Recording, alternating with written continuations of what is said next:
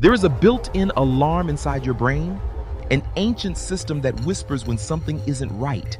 It tightens your chest, raises the hair on your neck, and tells you to stay very, very still.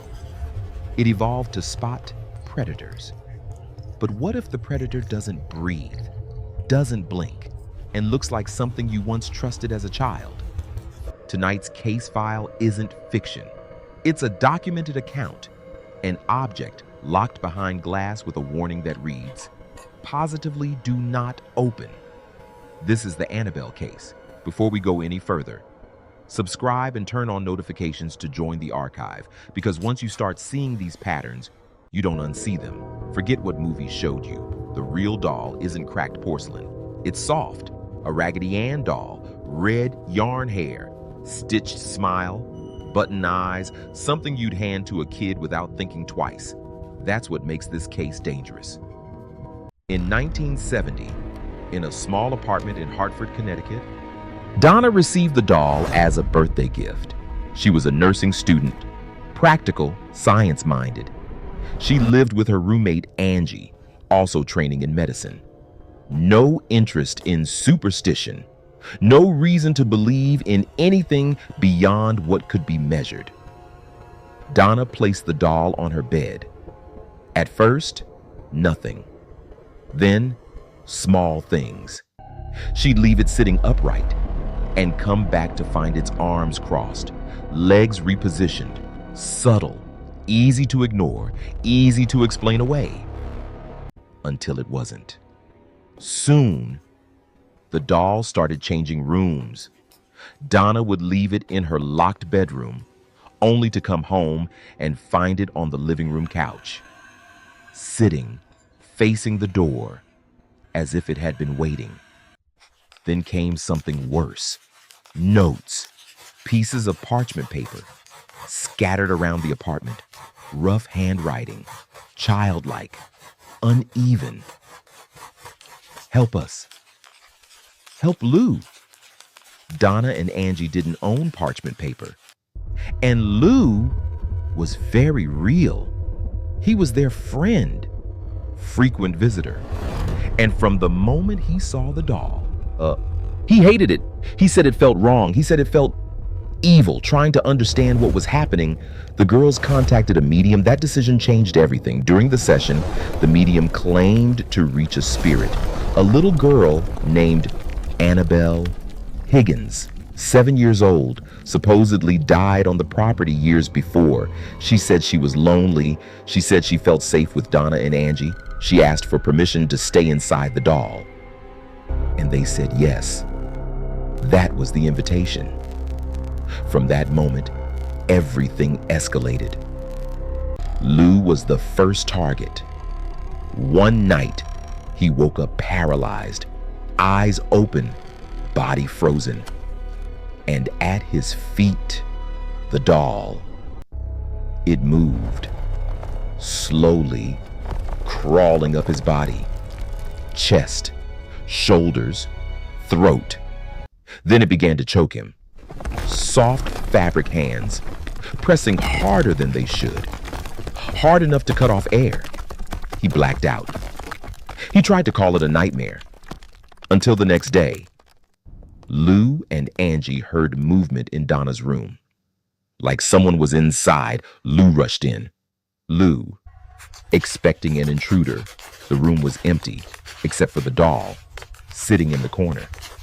Then Lou froze. He felt something behind him, cold, watching. He turned and collapsed, screaming. Blood soaked through his shirt. They pulled it open. 7 claw marks carved into his chest, 3 vertical, 4 horizontal, burn-like wounds, deep, precise. They healed, almost completely, in 2 days. That's when Donna realized this wasn't a ghost. They contacted a priest, who contacted Ed and Lorraine Warren. When the Warrens arrived, they didn't hesitate. There was no child, no Annabelle Higgins. That story was bait. The entity was inhuman. a demonic force. It didn't live inside the doll. It used the doll, a conduit, a tool, and the permission Donna gave opened the door. The attack on Lou wasn't random. It was a warning. The entity was escalating toward possession. The Warrens ordered an immediate blessing of the apartment. Then Ed made a decision. He would take the doll. The drive back wasn't normal. The car stalled, brakes failed, steering locked on curves. Something was trying to kill them. Ed stopped the car, grabbed holy water, and threw it onto the doll. Instant silence. The car worked again, but it wasn't over. At their home, the doll began to move again, appearing in different rooms.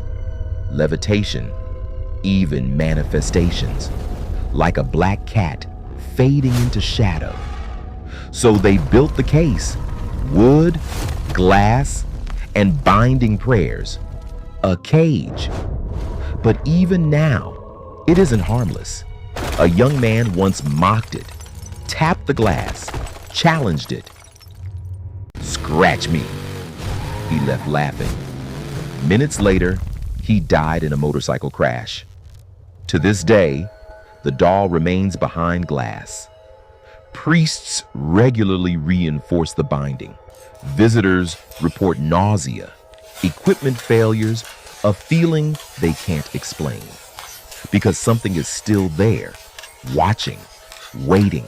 So tonight, when you see something harmless, something familiar, ask yourself, what if it isn't? And if you've ever experienced something you can't explain, drop it in the comments. Like the video, subscribe, and share your encounter. So after exploring the absolute nightmare of the last 6 minutes, the cryptic messages on parchment paper, the impossible movements, and the sheer terror this seemingly innocent toy unleashed on those nursing students, you're probably asking yourself, where is the real Annabelle doll today? Well, looking at the situation now, my personal take on Annabelle is a bit different from what you see in the theaters. First of all, if you're picturing that terrifying porcelain doll from the Hollywood films, forget it. The real Annabelle is a classic floppy Raggedy Ann rag doll. And unlike a haunted house that you can just drive by, visiting Annabelle today is a lot more complicated. For decades, she was the star attraction at the Warrens Occult Museum in Connecticut, locked inside her famous wooden case with the warning, "Positively do not open." But since Ed and Lorraine passed away and the original museum closed due to zoning issues, Annabelle has been moved. Today, she is strictly guarded by the Warrens' son-in-law, Tony Spera. She's kept in a highly secure, undisclosed location and is only brought out for very specific, heavily monitored paranormal events. Honestly, from my perspective, the most fascinating thing about Annabelle right now isn't just the alleged demonic entity attached to her. It's the psychological grip she still has on pop culture. We are talking about a mass-produced, soft rag doll from the 1970s. Yet to this day, grown adults refuse to look her in the eye, and no one dares to mock her in person. Annabelle might be locked away in the dark, but her legend is louder than ever. Thanks for joining me on this case, and I'll see you in the next mystery.